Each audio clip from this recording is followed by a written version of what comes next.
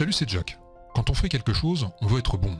Bon dans ce qu'on fait, réussir à sortir du lot. Je vais te donner 4 composantes essentielles pour que toi aussi tu puisses devenir une bonne actrice ou un bon acteur. Avant ça, si tu veux te lancer, je t'ai préparé une méthode à suivre en 5 points. C'est gratuit, tu as le lien juste en dessous dans la description. Tu y découvriras les premières étapes pour te lancer et toi aussi devenir actrice ou acteur.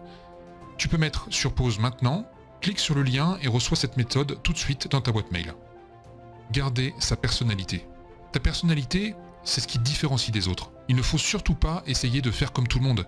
D'ailleurs, les réalisateurs et les directeurs de casting recherchent des personnalités. C'est le premier truc qu'ils veulent voir chez une actrice ou un acteur. Donc, quand tu passes un casting par exemple, n'essaye pas de faire bien.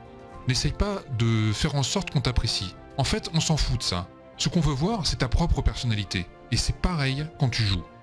Si tu regardes bien, parmi les actrices et les acteurs qui travaillent le plus, beaucoup ont une personnalité qui leur est propre. Ça peut être un style de jeu, une façon de parler ou un physique. Pas besoin d'être extravagant, mais une des premières choses sur lesquelles tu dois travailler, c'est découvrir qui tu es vraiment. Ça peut paraître bizarre dit comme ça, mais le travail d'un acteur est un travail introspectif, c'est-à-dire que c'est en grande partie un travail que tu fais en toi-même. Est-ce que tu es plutôt énergique, plutôt très détendu ou flegmatique ? Quels sont les types de rôles qu'on pourrait te donner par rapport à ton énergie, ton comportement et ton physique ? Si tu ne sais pas, demande autour de toi. Tu peux poser la question, dans quel rôle tu me verrais bien ?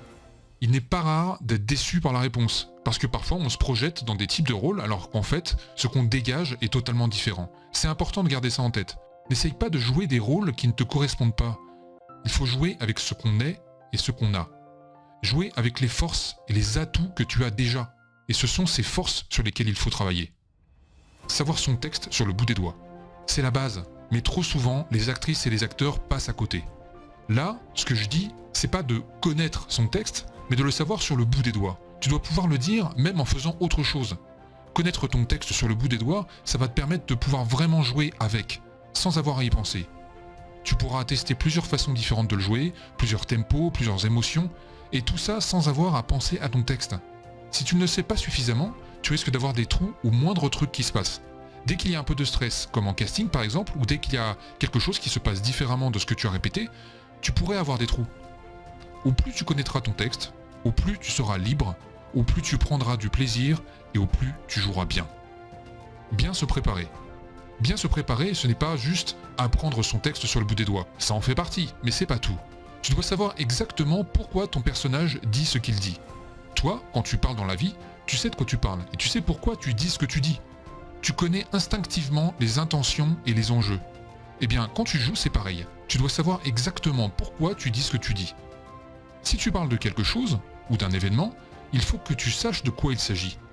Tout ça, c'est dans la préparation psychologique pour jouer ton personnage. C'est comme ça que tu vas lui donner de la vie. C'est comme ça que ton jeu aura plus de matière, plus de densité. Quand on regarde bien, il arrive assez fréquemment de voir des actrices et des acteurs dont le jeu est plat.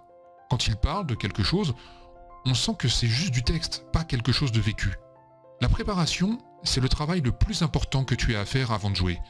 C'est là que ta performance va se décider. Un acteur qui n'a rien bossé en amont, qui arrive avec les mains dans les poches, ne pourra pas faire une bonne performance. Si tu veux être bon, faut se préparer, il n'y a pas de secret. Être au présent.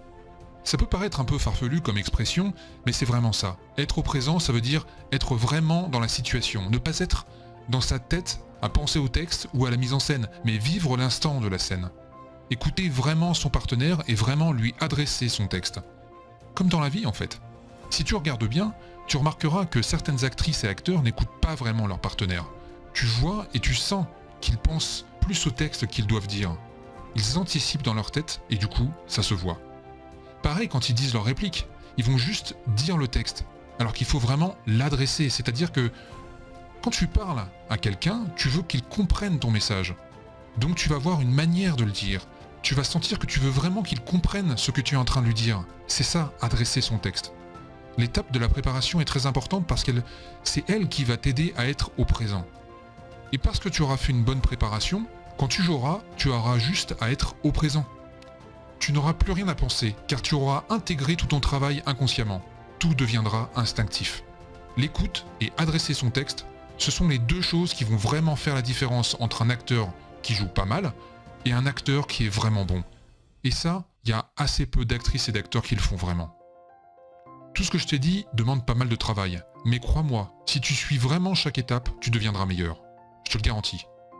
C'est la fin de cette vidéo, abonne-toi et like cette vidéo, ça va aider la chaîne à se développer et avoir encore plus de vidéos comme ça. Et si tu veux encore plus d'informations sur le métier d'actrice ou d'acteur, regarde les liens dans la description, tu vas trouver les réponses aux questions que tu te poses.